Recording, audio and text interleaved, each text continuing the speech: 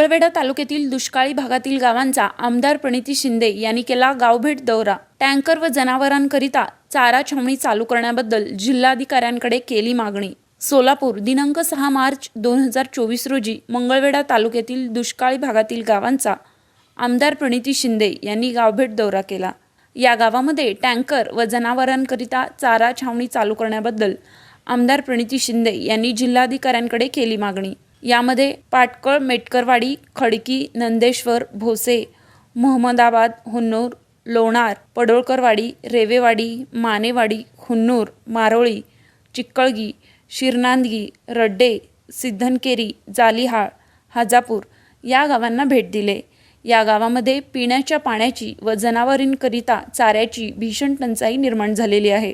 यावेळी आमदार प्रणिती शिंदे यांनी सांगितले की सोलापूर जिल्ह्यातील एकमेव विरोधी पक्षाची आमदार आहे। आजपर्यंत इतर कोणाच्याही मतदारसंघात हस्तक्षेप केला नाही, पण मंगळवेढा तालुक्याच्या दुष्काळग्रस्तांच्या अडचणी ज्यावेळी आमदार प्रणिती शिंदे यांच्या समोर आल्या त्यावेळी आमदार प्रणिती शिंदे यांनी त्यांच्या पद्धतीने सोडवण्यासाठी प्रयत्न केला आणि यापुढेही करत राहणार असे सांगितले। यावेळी ज्येष्ठ नेते शिवाजीराव काळुंगे सर, तालुका अध्यक्ष प्रशांत साळे, नंदकुमार पवार, अभिजित पाटील, मनोज यलगुलवार, विनोद भोसले, रविकिरण कोळेकर, पांडुरंग जावळे, सुरेश कोळेकर, मनोज माळी, संदीप पवार, मारुती वाकडे, पांडुरंग माळी, नाथा आईवळे, तिरुपती परकी पांडला व बहुसंख्य नागरिक उपस्थित होते। मला तुमचे सगळ्यांचे सरपंच भेटले होते, पण जोपर्यंत आपण गावात जाऊन वस्तुस्थिती काय बघत नाही तोपर्यंत काम नाही करू शकत। आणि म्हणून माझी ही सवय की डायरेक्ट लोकांमध्ये येऊन भेटणार। म्हणून मी दादांना विनंती केली की आपण 24 गावांचा दौरा काढून लोकांच्या मनाची काय आहे अडचण आहे, लोकांना खरं त्रास काय होते तो बघूया। आतापर्यंत मी इथे आली नव्हती कारण का मी माझा मतदारसंघ सांभाळत होते आणि मला असं वाटलेलं की तुमचे आमदार करतील काहीतरी आज न उद्या, पण अकार्यक्षम ठरले।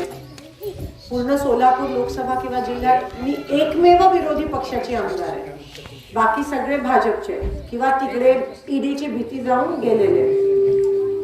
मग ते तर प्रश्न उचलणार नाही कारण का ते त्यांच्याच लोकांच्या विरोधात कसे बोलतील। म्हणून एकमेव मीच राहिली जी प्रश्न विधानसभेत उठवू शकते आणि जे सरकारच्या विरोधात बोलू शकते। आणि म्हणून मी ठरवलं की मतदारसंघ कोणाचाही असू दे, जर लोक त्रस्त आहेत, जर लोकांना त्रास होतोय, जर माझ्या मानेवाडीत लोकांना पाणी नसेल मिळत, जनावरांना छावणी आणि चारा नसेल मिळत, तर मग मी बोलणार। आणि फक्त मानेवाडीचा विषय नाही, महाराष्ट्रात कुठेही जर असा त्रास होत असेल तर मी बोलते विधानसभेत। आणि त्यांच्या नाकावर टिचून मी एकमेव जी आम्ही 3-4 महिलाच आहोत ऍक्च्युली विधानसभेत जे बीजेपीच्या विरोधात बोलतो, कारण का मला ईडीबीडीची भीती नाही आहे। माझ्याकडे काही कारखाना नाही, सोसायटी नाही, काय नाही। हुन्नूर गावाला भगिनींनो, मातांनो आणि सर्व वडीलधारी मंडळी आणि लोकांची अडीअडचण ऐकून घेण्याचा हा सल्ला आहे। कारण का 24 आणि 11 असे 35 गावाचा विषय जो मी विधानसभेत मांडला परवा, तुमच्या अडीअडचणी ऐकण्यासाठी आज मी इथे आली होती। पीक विम्याचा, ऐरणीवर आलेला प्रश्न आहे, पाण्याचा आहे, जनावरांच्या छावणीचा प्रश्न आहे। असं असताना निवडणूकमध्ये आणणं किंवा मतं मागायला येणं हे मला कुठेतरी योग्य वाटत नाही। कामकाजात लक्ष दिलं नव्हतं कारण का आम्ही आमदार आमचा क्षेत्र बघतो आणि दुसऱ्यांच्या हातात आमचं काय काम आहे असं एक आदर सन्मान म्हणून आपण दुसऱ्या ह्याच्यात पडत नव्हतो। पण काही दिवसापूर्वी तुम्ही सगळे सरपंच मला भेटलात आणि मला हा विषय दिलात आणि नेमकं माझा असा सवय की कोणताही विषय माझ्यापाशी आला तर तुम्ही जिद्दीने चिकाटीने नाकावर टिचून तो करत असते। मग एकदा त्या विषयात पडली तर मी मागे हटत नाही। आणि दुसरी गोष्ट अशी की सोलापूर जिल्ह्यात, पूर्ण सोलापूर जिल्ह्यात विरोधी पक्षाची म्हणजे काँग्रेस पक्षाची आमदार मी एकटीच आहे। म्हणून जर लोकांचे अडीअडचणीचे प्रश्न असतील तर ते लोक तर मांडणार नाहीत कारण का ते सत्ताधारी आहेत। म्हणून त्यांच्याच मिनिस्टरच्या विरोधात ते कसं बोलतील, त्यांच्याच नेत्यांच्या विरोधात ते कसे बोलतील, म्हणून ते मांडत नाहीत विषय, मलाच मांडावे लागतात। आणि म्हणून मी जिद्दीने तो विषय परवा विधानसभेत मांडला. पण दुसरी बाजू ही आहे की आजकाल विधानसभेत विषय मांडून पण कामं होत नाहीत, कारण का मंत्री सगळे निगरगट्ट झाले. सत्तेसाठी रात्रंदिवस हालचाल करतील, पण एकदा सत्तेत आल्यानंतर लोकांचे जे प्रश्न आहेत ते सोडवण्यासाठी रात्रंदिवस हे एक करत नाहीत. हे फक्त 50 खोके मिळवण्यासाठी रात्रंदिवस एक करतील, पण लोकांना साधे छावणीची बिलं पण निघाली नाहीयेत अजून. आमच्या अंगणवाडी सेविकांचे 500 रुपये वाढ होत नाहीये. ज्यांचे डूल अडकले त्यांना पण 500 रुपये मिळत नाहीयेत. कारण का अनेक वर्षापासून हा प्रश्न सुटला नाहीये, आपण मान्य करतोय. आणि मध्यंतरी तुम्ही मला संधी दिली, हा प्रश्न माझ्याकडे आणला आणि हा प्रश्न मी विधानसभेत मांडला. आता अडचण अशी आहे की विधानसभेत विधानसभा म्हणजे केवढी मोठी आहे ती विधानसभा. एक आमदार तिकडे निवडून येतो 5 लाखांमध्ये आणि जातो. त्या विधानसभेमध्ये हल्ली बोललं तरी दखल घेतली जात नाही, कारण त्या समोरचे म्हणजे जे सत्ताधारी मंत्री आहेत ते एवढे निगरगट्ट झाले. मिळून एक निवेदन दिलेलं की 24 गावांचा जो पाण्याचा प्रश्न आहे, दुष्काळाचा प्रश्न आहे, छावणीचा प्रश्न आहे, तो इथे कोणी मांडत नव्हतं व्यवस्थितरित्या. आणि दादा असं झालं की पूर्ण सोलापूर जिल्ह्यात सगळे सत्ताधारी आमदार आहेत, फक्त मीच एक विरोधी पक्षाची आमदार आहे.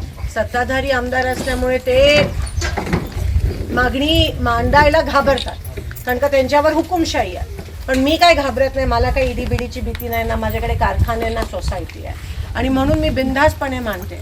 ज्या दिवशी माझ्या हातात तो अर्ज आला त्या दिवशी मी ठरवलं की आपल्याला मंगळवेढ्याचा 24 गावांचा पाण्याचा प्रश्न असेल, सिंचनाचा प्रश्न असेल, तो मांडायचा.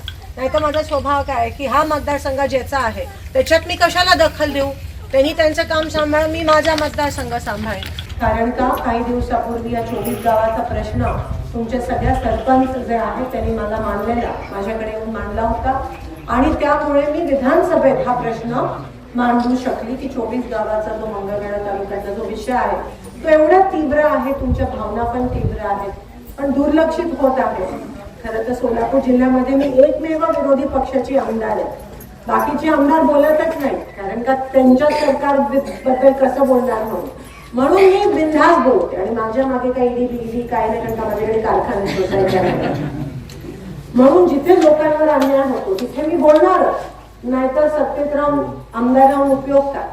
आणि म्हणून जरी माझ्या मतदारसंघातला नसला, मंगळवेढा तालुका असला, सोलापूर लोकसभा असेल, महाराष्ट्रात कुठेही जर लोक त्रस्त असतील तर आजपर्यंत मी ते विषय विधानसभेमध्ये मांडले. आणि मी तुमचा विषय मांडला, 24 गावांचा विषय मांडला त्या ठिकाणी की इथे दुष्काळ एवढ्या मोठ्या प्रमाणात आहे, उपसा सिंचन योजना झाली पाहिजे, छावण्या मिळाल्या पाहिजे, टँकर मिळाले पाहिजे. पण तिकडे आपला लढा विधानसभेत मांडून संपत नाही, त्याच्या पुढे पण आपल्याला हा लढा चालू ठेवायचा. आणि मी तुम्हाला आज त्यासाठी आली की मला तुमच्याकडून जाणून घ्यायचं होतं. Shri Markandeya butterfly garden Montessori English medium school, play group ते 4थी पर्यंत सीबीएसई पॅटर्नच्या शिक्षणासाठी आजच प्रवेश घ्या.